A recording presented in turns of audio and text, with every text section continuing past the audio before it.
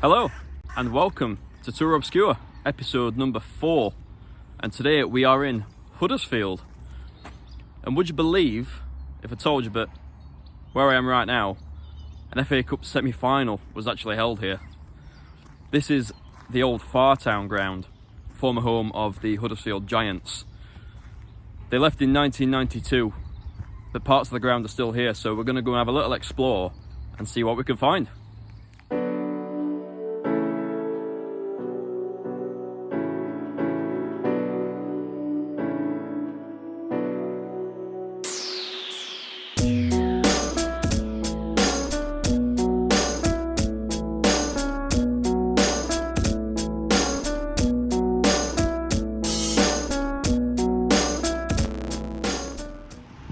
And just on the entrance to the ground, we've got this rather impressive monument which is dedicated to 3 rather important people around this area. So this was originally a clock tower, but due to vandalism the clocks were removed and have now been replaced by the Yorkshire County Cricket Club logo.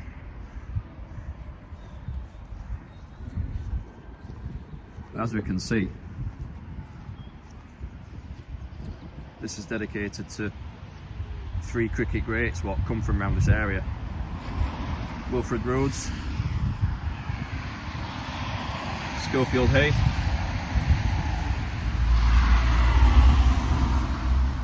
and George Hurst.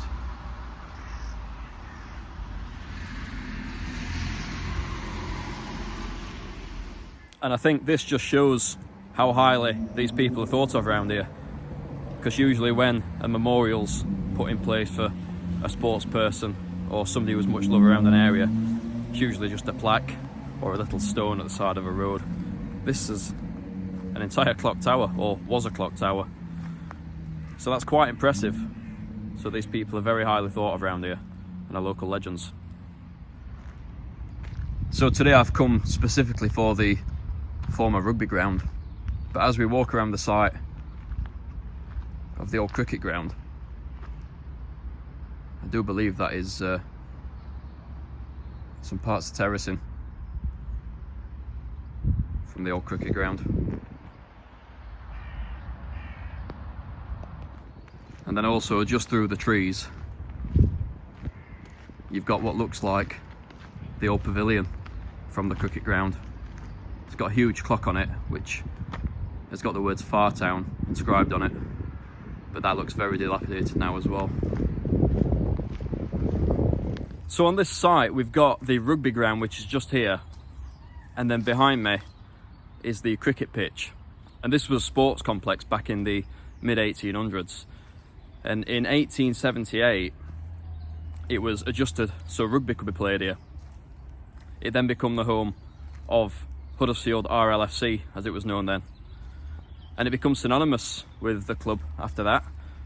You mention Fartown and you automatically think of Huddersfield Rugby. But this site is a far cry from what it once was. This ground was so highly thought of that in 1882 an FA Cup semi-final was actually held here. It was Blackburn Rovers versus Sheffield Wednesday. It ended in a 0-0 draw, and the replay was in Manchester at the Fallowfield Stadium. But it's hard to believe that such a prestigious game of football was played on this site, which is now very derelict and full of graffiti. The FA Cup semi-final wasn't the only prestigious game held here though. In 1908 and 1910, this place held the Challenge Cup finals as well. In 1947, the record attendance was set for Fartown. 35,000 people packed into this place to watch a Challenge Cup semi-final. It's hard to believe that 35,000 people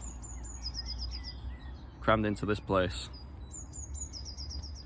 So what happened to the Fartown ground, the prestigious venue which held an FA Cup semi-final and Challenge Cup finals? Well, it all really started in the 1980s. Attendances for rugby league games had started to drop, money had started to dry up for the club. Therefore, essential maintenance couldn't be undertaken on the ground. When you add to that the Bradford City fire as well, which was in the mid-80s, that obviously questioned a lot of the structures at many stadiums around the country, as well as this one.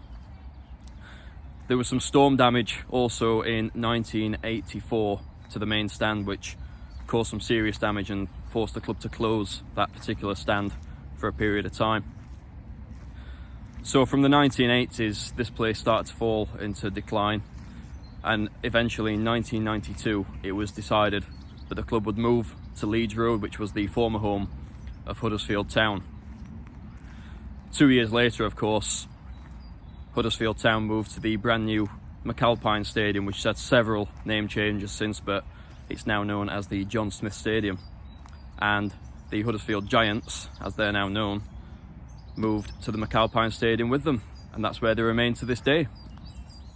However, despite the Huddersfield Giants moving to a brand new stadium just a couple of miles away, Fartown still had some life left in it yet.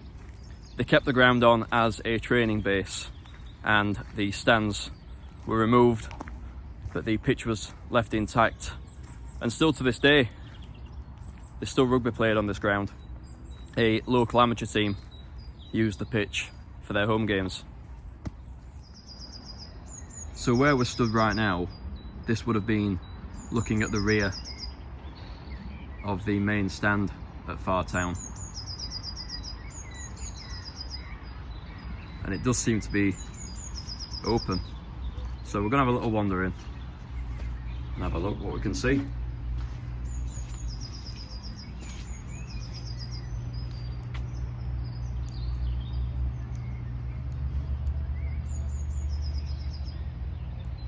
So we're inside the ground now, and I am told, can't be 100%, but these floodlights are the originals from when Huddersfield played here.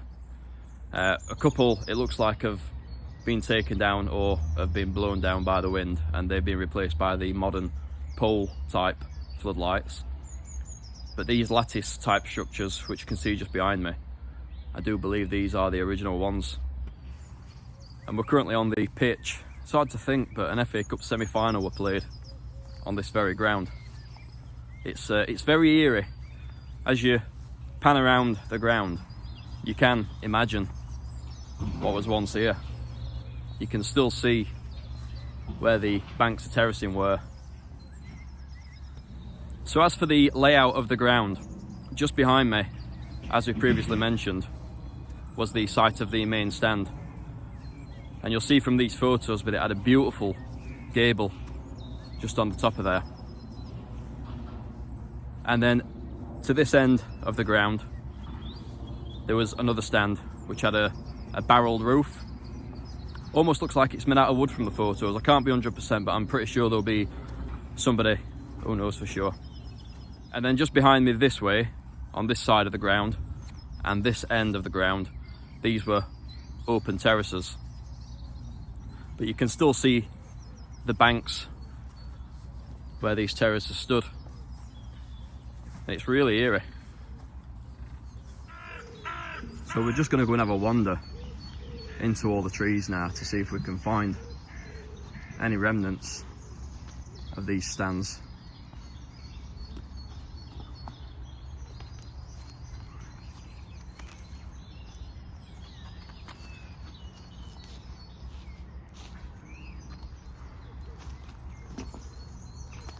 But as it looks so far, looks like the concrete terracing was all stripped away after the Giants left.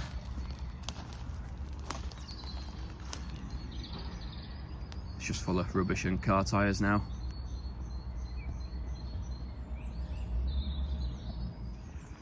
Looks like we've got another opening here onto what was the open terrace, and I think I can actually see some of the old terracing. Looks a bit broken up, but we'll go and have a look if we can fight our way through these thorns.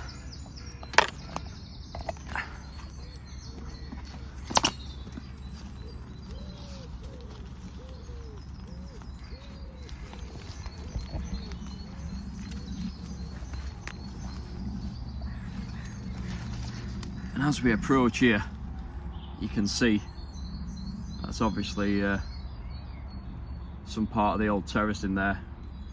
I don't think it's in its original position. It looks as though it's been obviously broken up and then just dumped on the site, wherever. And there we have it, just hidden in the bushes. That does look like an intact piece of terracing just there.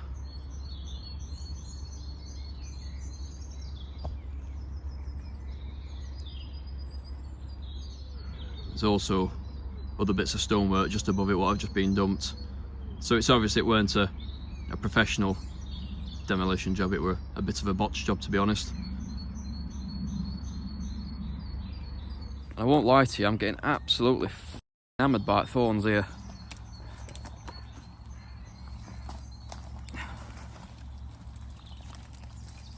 Oh yeah.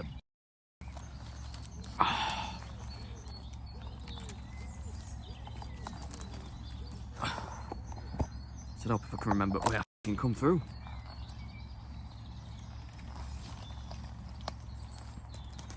I mean, it's difficult enough as it is, clambering through thorns, but carrying a f***ing GoPro and a selfie stick, wouldn't recommend.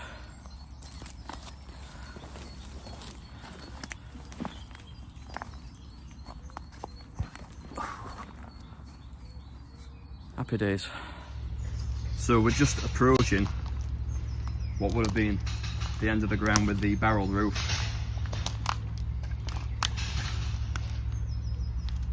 This is like a swamp. Beautiful.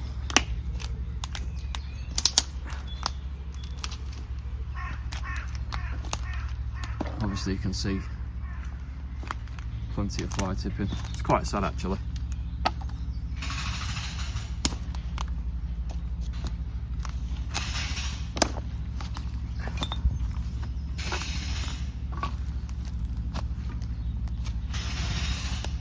Someone's bra. Lovely. It's just real messy around here. And it doesn't seem that there's anything left of the old stand. Can't see no concrete terracing.